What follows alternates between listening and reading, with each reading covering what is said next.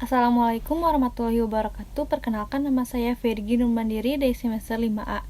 Di sini saya akan mereview jurnal yang berjudul Peranan Advokat sebagai Penegak Hukum dalam Sistem Peradilan Pidana dikaji menurut Undang-Undang Nomor 18 Tahun 2003 tentang Advokat oleh Bapak Mumu M. Roji.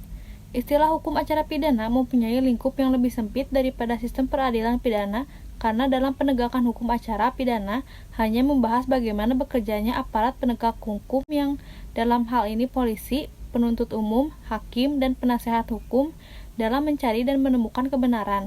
Sementara masalah pembinaan narapidana tidak termasuk ke dalam hukum acara pidana, apalagi yang menyangkut perencanaan perundang-undangan pidana. Hukum pidana formil atau hukum acara pidana adalah hukum yang mengatur tentang bagaimana negara melalui alat-alatnya melaksanakan haknya untuk memidana dan menjatuhkan sanksi pidana. Penegakan hukum adalah kewajiban dari seluruh komponen masyarakat dan untuk itu pemahaman tentang hak dan kewajiban menjadi syarat mutlak. Masyarakat bukan penonton bagaimana hukum ditegakkan, akan tetapi masyarakat aktif berperan dalam proses penegakan hukum. Paling sedikit ada 3 perspektif berfungsinya hukum dalam masyarakat. Pertama, perspektif kontrol sosial dari hukum yang merupakan salah satu dari konsep-konsep yang biasanya paling banyak digunakan dalam studi-studi kemasyarakatan. Dalam perspektif ini, fungsi utama suatu sistem hukum bersifat integratif karena dimaksudkan untuk mengatur dan memelihara regularitas sosial dalam suatu sistem moral. Menurut Berger, bahwa tidak ada masyarakat yang bisa hidup langgeng tanpa kontrol sosial dari hukum sebagai saranannya. Agar hukum dapat mengemban misi sebagai social control, menurut Talcott Parsons, ada 4 prasyarat fungsionalisasi dari suatu sistem hukum, yaitu yang pertama, masalah dasar legitimasi, yaitu menyangkut ideologi yang menjadi dasar penataan peraturan hukum. 2.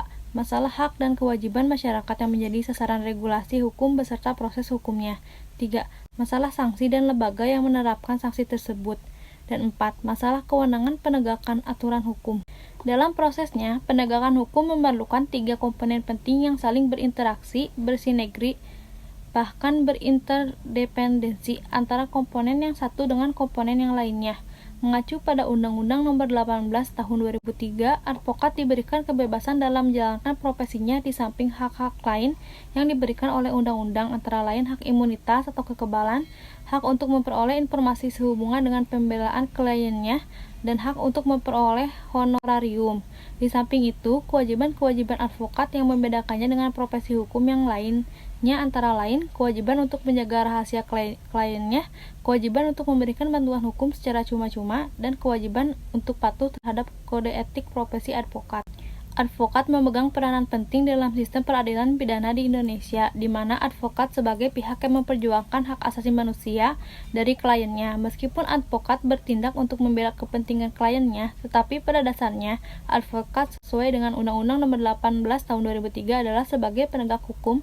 Dengan demikian, advokat dituntut untuk mewujudkan cita-cita hukum, yakni kepastian hukum dan keadilan. Sekian review dari saya. Wassalamualaikum warahmatullahi wabarakatuh.